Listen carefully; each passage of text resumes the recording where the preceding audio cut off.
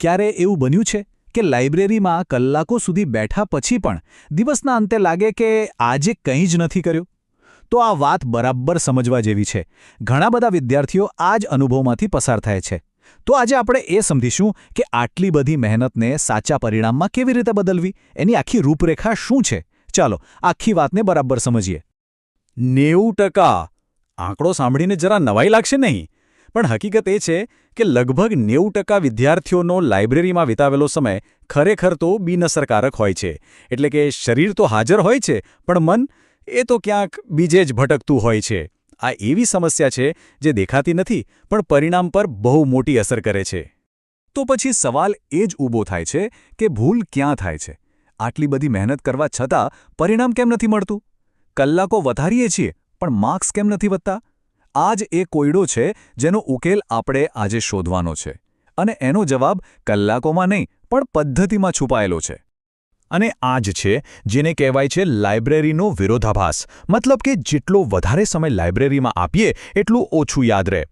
એક તરફ કલાકોની સખત મહેનત અને બીજી તરફ પરિણામના નામે શૂન્ય. તો ચાલો આ મહેનત અને પરિણામ વચ્ચે જે મોટી ખાઈ છે એની પાછળનું સાચું કારણ શું છે તે શોધીએ. આ લાગણી તો લગભગ બધાએ અનુભવી જશે.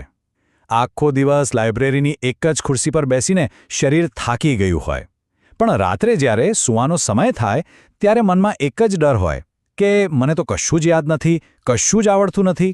આ એ જ નિરાશા છે જે હજારો વિદ્યાર્થીઓ રોજ અનુભવે છે અને જે ધીમે ધીમે આત્મવિશ્વાસને તોડી નાખે છે. તો ચાલો હવે આ સમસ્યાનું બરાબર નિદાન કરીએ. જેમ કોઈ ડૉક્ટર બીમારીના મૂળ સુધી પહોંચે, બસ એ જ રીતે આપણે પણ આ બિનઅસરકારક અભ્યાસના મૂળ કારણોને સમજીશું. કારણ કે સાચું નિદાન થાય તો જ સાચો ઇલાજ મળી શકે, બરાબર ને? જુઓ, આ છે એના મુખ્ય લક્ષણો. પહેલું, માત્ર આંખોથી વાંચવું પણ મગજ સુધી પહોંચાડવું નહીં. પાનાઓ ફરતા જાય છે પણ મગજમાં કશું જ ઉતરતું નથી. બીજું, દેખાવ માટેનું ધ્યાન. પુસ્તક આંખ સામે ખુલ્લું છે પણ મગજમાં તો સોશિયલ મીડિયાની દુનિયા જ ચાલી રહી છે. અને ત્રીજું, સૌથી સામાન્ય, કોઈ લક્ષ્ય જ નક્કી નથી. બસ પુસ્તક ખોલીને બેસી ગયા, ક્યાં પહોંચવું છે એની કોઈ ખબર જ નથી. આને જ કહેવાય છે ફેક ફોકસ. મતલબ કે નકલી ધ્યાન. શરીર લાઇબ્રેરીમાં છે પણ મન તો મોબાઈલમાં છે. પુસ્તક સામે છે પણ નજર તો બાજુમાં પડેલા ફોનની નોટિફિકેશન લાઇટ પર છે. સાચું કહીએ તો આજના સમયમાં અભ્યાસનો સૌથી મોટો દુશ્મન જો કોઈ હોય તો એ આ નાનકડું ડિવાઇસ જ છે. પણ ગભરાવાની જરાય જરૂર નથી, કારણ કે આ સમસ્યાનો ઉકેલ એકદમ સરળ અને અસરકારક છે. અને એનું નામ છે 50-10 ફોકસ નિયમ. અને હા, આ કોઈ જાદુઈ મંત્ર નથી, પણ એના પરિણામો કોઈ જાદુથી ઓછા પણ નથી. હવે આ નિયમ છે શું? બહુ જ સિમ્પલ. 50 મિનિટ બધું જ ભૂલીને, ફોન સાઈડ પર મૂકીને, માત્ર અને માત્ર અભ્યાસ. પછી ઘડિયાળમાં એલાર્મ મૂકીને બરાબર 10 મિનિટનો બ્રેક. અને આ બ્રેકમાં પુસ્તક સામે જોવાનું પણ નથી. થોડું ચાલો, પાણી પીઓ, મગજને એકદમ રિફ્રેશ કરો. બસ આ જ છે આખું ચક્ર. અને આટલું સરળ કામ કરવાથી શું થશે ખબર છે? પરિણામ અદ્ભુત છે. ફોકસ અને યાદ રાખવાની શક્તિ બંને લગભગ બમણા થઈ શકે છે.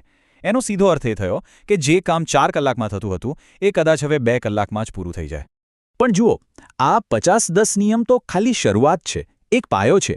હવે એ પાયા પર એક આખી મજબૂત ઇમારત બનાવવાની છે, જેને આપણે કહીશું સક્રિય અભ્યાસની રૂપરેખા. આ કોઈ નાની સૂની ટીપ નથી, આ સફળતા માટેની એક આખી સિસ્ટમ છે. ચાલો જોઈએ એ કેવી રીતે કામ કરે છે. હવે આ એક વાક્ય બરાબર મગજમાં ફિટ કરી લેવા જેવું છે. માત્ર વાંચવાથી સિલેક્શન નથી થતું. મોટાભાગના લોકો આ જ ભૂલ કરે છે. પુસ્તકને કોઈ વાર્તાની ચોપડીની જેમ વાંચી જાય છે. પણ ના, અભ્યાસ એ વાંચન નથી, એ મંથન છે. માહિતીને આંખો સામેથી પસાર કરવાની નહીં, પણ મગજની અંદર ઉતારવાની પ્રક્રિયા છે. તો આ સક્રિય અભ્યાસના 4 મુખ્ય પાયા કયા છે? બહુ સરળ છે. પહેલું, વાંચો. બીજું, વિચારો કે આમાં શું કહેવા માંગે છે, એનો અર્થ શું છે. ત્રીજું, લખો. પોતાના શબ્દોમાં ટૂંકી નોટ્સ બનાવો. અને ચોથું અને સૌથી અગત્યનું, પુનરાવર્તન કરો. આ 4 સ્ટેપનું ચક્ર જેણે પકડી લીધું, સમજો કે એનું જ્ઞાન એકદમ પાક્કું. જરા આ સરખામણી જુઓ. એક તરફ છે અસ્પષ્ટ લક્ષ્ય, હું આખો દિવસ અભ્યાસ કરીશ, આ હવામાં તીર ચલાવવા જેવું છે. બીજી તરફ છે એકદમ સ્પષ્ટ લક્ષ્ય, હું આજે 2 પ્રકરણ પૂરા કરીશ, 30 MCQ સોલ્વ કરીશ અને રાત્રે એનું પુનરાવર્તન કરીશ. લાઇબ્રેરીમાં જતા પહેલાં જ દિવસનું મિશન એકદમ સ્પષ્ટ હોવું જોઈએ. ગમે તેટલું નવું શીખીએ પણ જો એનું પુનરાવર્તન ન કરીએ તો એ કાણાવાળા વાસણમાં પાણી ભરવા જેવું છે. બધું જ વહી જશે.